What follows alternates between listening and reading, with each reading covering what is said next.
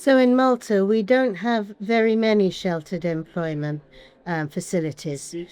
We have introduced a 2% quota, which has improved the employment of disabled people by a large amount. We have gone from having 2% of disabled people employed to almost 40, which is very good for Malta, considering that historically Malta has always been a country where disabled people have been expected to stay at home with grandma and not do anything. But what we are also doing is making sure that where there are sheltered employment situations and it's difficult to move people out, that the conditions they are working under are correct, that they have proper employment contracts, that they are working for a decent wage. But eventually, yes, we would like to close the employment shelters that we have and move to a fully mainstreamed employment for disabled people. Okay, that's very good to hear from our band. So next question. How are you involving disabled persons and DPOs in national policy planning? So, in Malta, I work for the Commission for the Rights of Persons with Disability, and in my role, I liaise with the council, and the Commission's council is made up of OPDs and disabled people themselves, and so we have a council which talks about policy and direction, and I take feedback from them.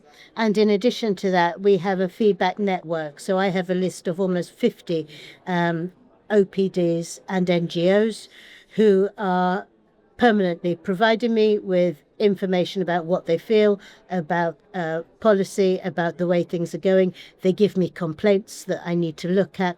And so we make sure as the Commission that we are specifically listening to the voices of disabled people when we are reflecting policy recommendations back to the government. Okay, thank you very much. What challenge do you think member states face in coping with the CRPD recommendations? I think with regard to sheltered employment, the number of sheltered employments that are already up and running is going to be problematic. And obviously it's going to be a transition in order to be able to move from sheltered employment into proper employment. That doesn't mean that we're going to do things overnight, obviously. But I think that there needs to be a recognition in states within the EU that disabled people have rights in exactly the same way as their non-disabled peers, that they are entitled to employment contracts, that they are entitled to the minimum wage or equal pay for work of the same value with other people.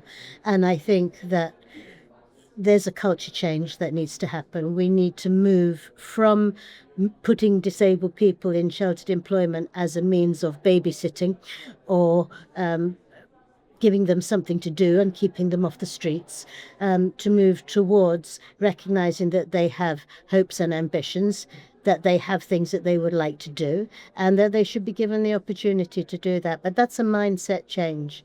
And it's taken 7 or 8 years in Malta to get employers used to the idea that disabled people want to work in mainstream employment, and they've done it now. And we have good employment levels compared to what we had before. But I think that across Europe, because historically that's what's happened to disabled people, it's going to be hard to change the culture in order to make sure that disabled people are given the opportunity to work in mainstream employment. Yeah, 6 to 7 years sounds good to me, to be honest. It was a quota. We introduced a quota and there were big fines. So Yeah. that works. In Greece, we are trying more, that's for sure. Anything to add? I think that this is a good step forward. I think that actually initiating a discussion about the issue is a big step forward because it's something that's been quietly swept under the carpet from now on. So I'm very pleased that the conversation has started. I am looking forward to going back to the council and to my network of OPDs and NGOs and letting them know what's happened here today, and getting their feedback in order to be able to speak to the ministries that are involved in order to plan a way forwards for Malta in the coming years.